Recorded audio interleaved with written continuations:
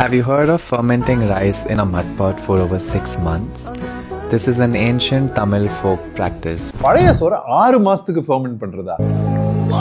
இந்த மாதிரி நீங்க ரெகுலரா சாப்பிடுற ஃபுட்ஸ்க்கு உங்களுக்கு நியூட்ரிஷன் கிளாரிட்டி வேணும்னா ஃபாலோ பண்ணிக்கோங்க. பழைய சோறு ஜெனரலா நம்ம 24 மணி நேரத்துல இருந்து 48 மணி நேரத்துக்கு ஃபெர்மென்ட் பண்ணுவாங்க. அதுக்கு மேல ஃபெர்மென்ட் பண்ணாலே சம்டைம்ஸ் அதோட டேஸ்ட் ஒரு மாதிரி இருக்கும். இந்த பழைய சோறுல பாத்தீங்கன்னா நிறைய பெனிஃபிட்ஸ் இருக்கு. நம்ம குடல்ல இருக்க கிருமிங்களுக்கு ரொம்ப நல்லது. சரியான ப்ரோபயோட்டிக் இது. நம்மளோட இம்யூனிட்டியை லாங் டேர்ம்ல இம்ப்ரூவ் பண்ணும். டயபெட்டிஸ் இல்ல ஹைப்பர் டென்ஷனுக்கும் நல்ல பெனிஃபிட்ஸ் இருக்கு. அண்ட் இது சோறுல இருக்க சிறு ஊட்டச்சத்துக்களையும் நம்மளுக்கு இன்னும் ஈஸியா அவைலபிள் ஆகுது. ஆனா இதை நம்ம 6 மாசத்துக்கு வீட்ல எஸ்பெஷலி பண்ணும்போது இதோட ரிஸ்க்ஸ் வர பெனிஃபிட்ஸை விட அதிகமா இருக்குமோன்னு எனக்கு ஒரு பயங்க. எதனாலன்னா 6 மாசம் நம்ம அதை விடும் போது அதுல தேவையில்லாத இல்ல கொஞ்சம் டேஞ்சரான கிருமிங்க கூட வளரலாம். புஞ்சை நச்சுகள் வந்துடலாம். ஒரு வாட்டி நம்ம இந்த பானையை கிளீன் பண்ணும் போதும் நம்ம கை ரொம்ப ஸ்டெரைலா வச்சுக்கணுங்க. இல்லைன்னா நம்ம கையில இருக்க இன்ஃபெக்ஷன்ஸ் ஆல்சோ போகும். என்ன சொல்றேன்னா தேவையில்லாத கிருமிங்க வரதுக்கு 6 மாசத்துல ரிஸ்க் அதிகம். அண்ட் இந்தியா மாதிரி ஒரு கண்ட்ரில